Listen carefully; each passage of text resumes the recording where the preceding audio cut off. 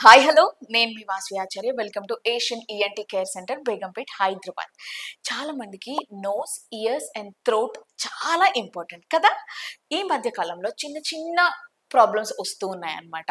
జలుబు చేసినా సరే, ఏసీలో ఉన్నా సరే, అవి ఎక్కువ రోజులు ఉండిపోవడం, లేదా డ్రై కాఫ్ రావడము, చెవులలో అదే పనిగా ఇయర్ ఫోన్స్ యూస్ చేస్తున్నప్పుడు ఎక్కువ ప్రాబ్లమ్స్ క్రియేట్ అవ్వడం కానివ్వండి.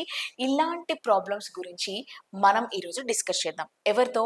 Doctor Ayesha, ENT surgeon. మ్యామ్ని వెల్కమ్ చేసి ఈ ప్రాబ్లమ్స్ అన్నిటికీ ఒక సొల్యూషన్ అడుగుదాం.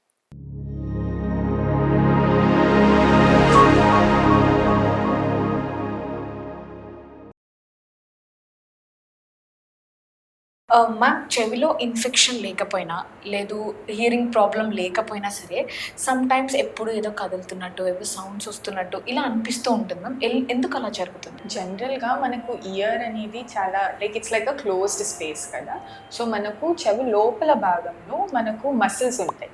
ఆ మసిల్స్ అప్పుడప్పుడు ట్విచ్చింగ్స్ అయితాయన్నమాట. ఇన్ కేస్ అలాంటి మసిల్ ట్విచ్చింగ్స్ అయినా, లేకపోతే మనకు యూస్టేషన్ ట్యూబ్ అని ఒక ట్యూబ్ ఉంటుంది. ముక్కుకి, చెవుకి మధ్యలో ట్యూబ్. ఆ ట్యూబ్ జనరలీ ఓపెన్, క్లోజ్ అయితూ ఉంటదనమాట.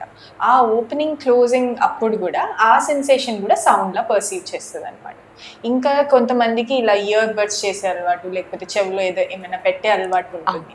సో, అలాంటి వాళ్ళకి వాళ్ళ హెయిర్ ఫాలికల్స్ ఏదైతే ఉంటాయో ఇయర్‌లో, అది డిస్లాజ్ అయ్యి ఇయర్ డ్రమ్ పైన పడిపోయి, అది మూవ్ అయితున్నప్పుడు గూడా అలా సౌండ్స్ రావచ్చనమాట. Okay. So, these could be the main reasons most of the time.